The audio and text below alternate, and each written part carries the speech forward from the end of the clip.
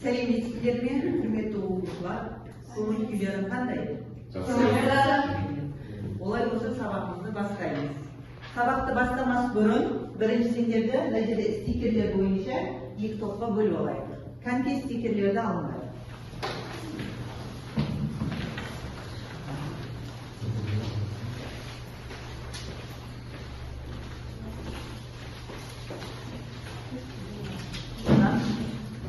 Биологиялық нейрон бір топқа, нейронды жүйелер бір топқа. Жая басамыз. Тез-тез жылдан.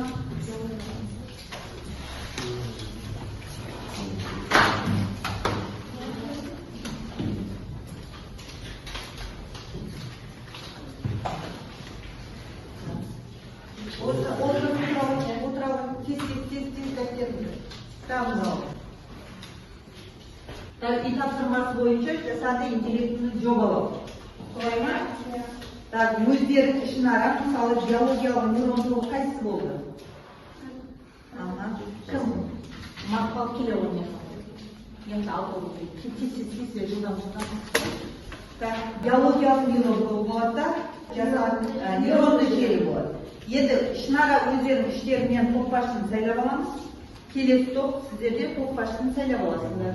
Жылдан тез ішінара өздерің.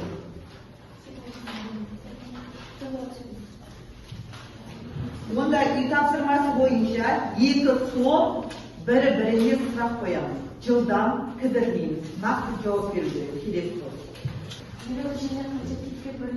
Нейрондық желі қанша типке бөлінеді дейді? Мадина.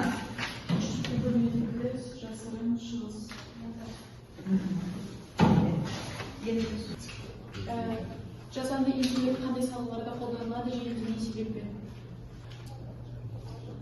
Жауап берсем бола ма? Жылдан.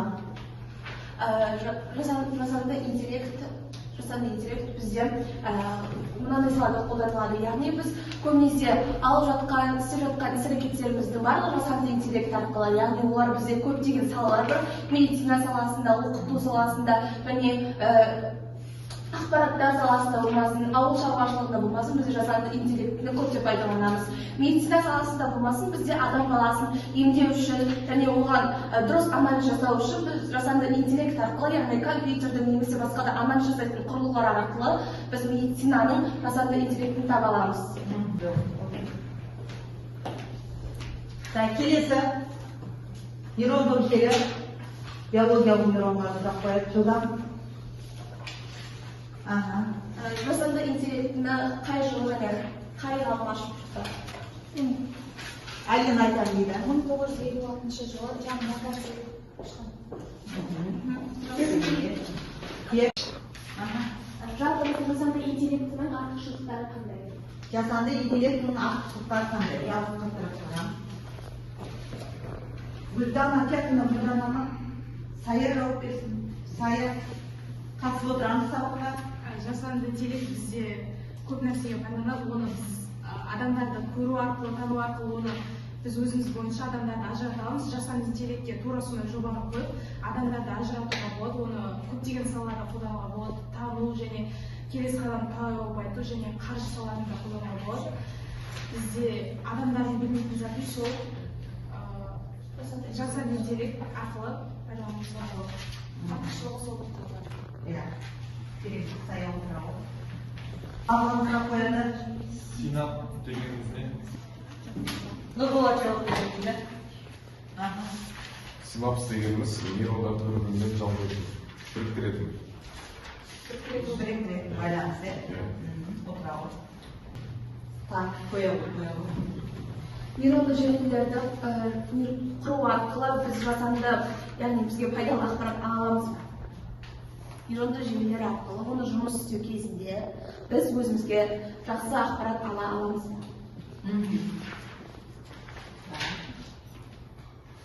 Математика басқа ешкім сөйлемейді. Математика нейронды желілер арқылы яғни жасанды интеллект арқылы біз қосымша ақпарат ала аламыз. Себебі біз оны жасағаннан кейін оны адам секілді құрастырғанда оған арнайы программа командаларды енгізгеннен кейін мысалы интернеттің өзі де бізде жасанды интеллекттің бір түріне болып табылады. Ол жақта біз керекті өзімізге ізденетін ақпараттарды іздегенімізді таба аламыз. Яғни жасанды интеллекттің де арнайы командалар арқылы оны жұмыс істеу арқылы біз өзімізге қосымша ақпарат жинап ала аламыз. Нейронды желілер тек бір қабатта болатын болса, ол жұмыс жасауға қиынырақ болады, ал басқа кіріс болатын болса, біз ол өзімізге керекті ақпарат ала аламыз, және адам секілді, адамды тану процестері секілді нейронды желілер арқылы өзімізге керекті ақпарат аламыз. Керемет, дұрыс, иә?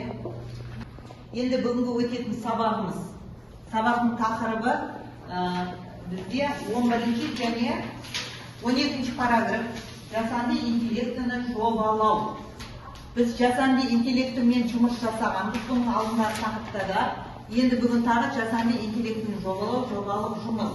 Қай программада жұмыс жасап жатырмыз біз? Excel кестелі программада жұмыс жасап жатырмыз. Енді кітаптарында ашсаңыздар, кітапта практикалық жұмыс көрсетіліп қойған, барлығы қараңыздар. Мына жерде қараймыз. Жұмыстың мақсаты нейрон қабылдайтын кірістерді таңдау жұмысын автоматтандыру. Неден бастаймыз? Бірінші, мына жерде қараңыздар. Электронды кестесін құрыңдар деген. Электронды кестені құрып аламыз. Ол жерде кіріс, салмақ, белсендіру, шегі, шығыс, күтілетін нәтиже, қате. Барлығын жазып шығамыз. Әр қайсында, қай әрекетте қандай формула жазылу керек. Барлығы жобалық жұмыста тұр. Мысалыға, мен бірінші әрекетті айтайын. Қараңыздар, бірінші нейрон қосылып тұрғанын көз жеткізіңдер. Көк түске бояймыз. Көк түске бояу үшін қалай бояймыз? Көк түске. Қараңдар, қосындының формуласы дейді. Тең V1 көбейтілген V2. Қосу D1 көбейтілген D2. Яғни бұл формула қай яшықта тұр дейді? S3 яшығы. S3 яшығы қай жерде орналасқан? S3 яшығында не тұр? 0,1. Яғни белсендіру тұр. Тура сол жерге мына формуланы жазамыз. Келесі, егер функциясы тең если S3 тең немесе үлкен S4 және 1, 0 формуласын жазуымыз керек. Қай яшыққа жазуымыз керек? S5 яшығы. S5-іміз қайда орналасқан? S5-іміз міне. Қанша болып тұр? 0 болып тұр. Яғни осы формулаларды енгізген кезде автомат түрде ол формуланың нәтижесі шығады. Бірақ формуланы енгізген кезде теңнен бастайтын еді, тең. Әркім өзінің отырған орнына отырады. Жылдам отырамыз.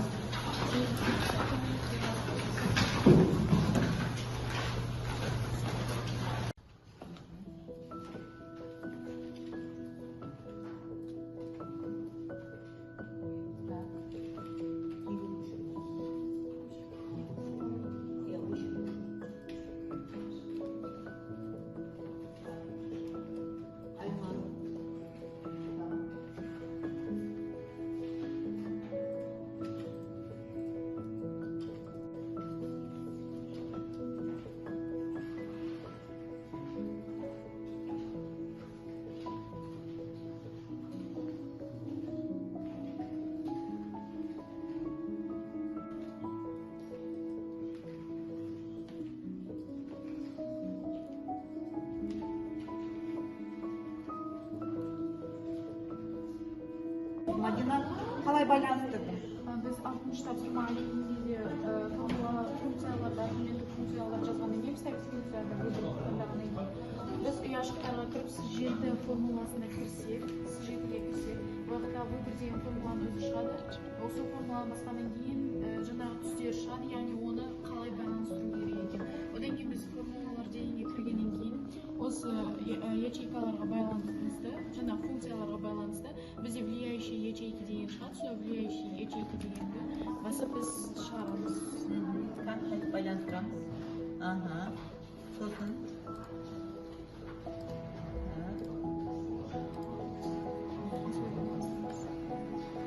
Керемет. Мадина керемет. Керемет орындады тапсырма. Так. ана В1-дегі. Иә. Яғни екі шықты мына жерде екі емес бір шығу керек еді бұл кезде. Жоқ, ана маған мәнден Өзгерткеннен уже өзгеріп жатыр, иә? Иә, орнына қайтадан мәндерін қойып шығамыз. Гүлдана, қай жерге келдің, қай әрекетті орындап жатырсың? Мен бірінші тапсырманы орындап болдым, енді екінші тапсырмаға көшудемін. Екінші тапсырмада бізде F8 ұяшығына өтуді ұсынған. 8-ші ұяшықта F2 мен таңдап тұрмын. Және амплит но жолындағы астындағы ұяшығына бір мәнді енгізіңдер деген.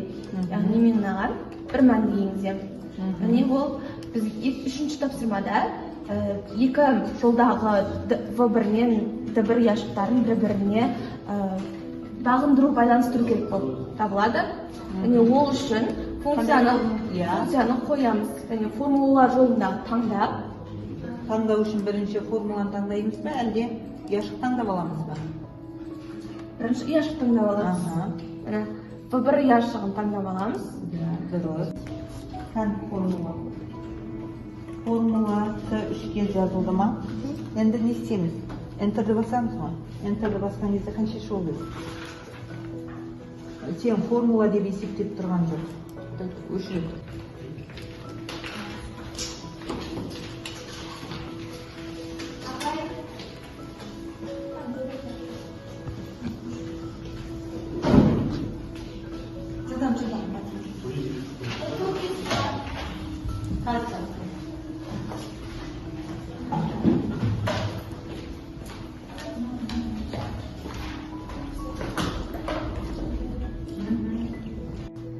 Оқушылар сабақты қорытындылаймыз. Бүгін сабаққа белсенді қатысқан оқушылар Мадина, Гүлдана, Сая, Нұрболат. Керемет, жарайсыңдар. 9 балдан қойдым. Алина, Камшат, Бағла, Мақпал, Айнұр. 7 балдан қойдым. Жақсы қатысып отырсыңдар, бұдан да шыңдала беріңдер. Үйге тапсырма. Параграф 11-12 осы жобалық жұмысты соңына дейін оқып шығамыз. Бізде Мадина, Камшат, Гүлдана байланыстырып жобалық жұмысты аяқтады. Нұрболатта қалғандарыңыз соңына дейін оқып жобалық жұмысты келесі сабақта түсіндіріп бересіңдер. Сау болыңыздар. Сау болыңыз, апай.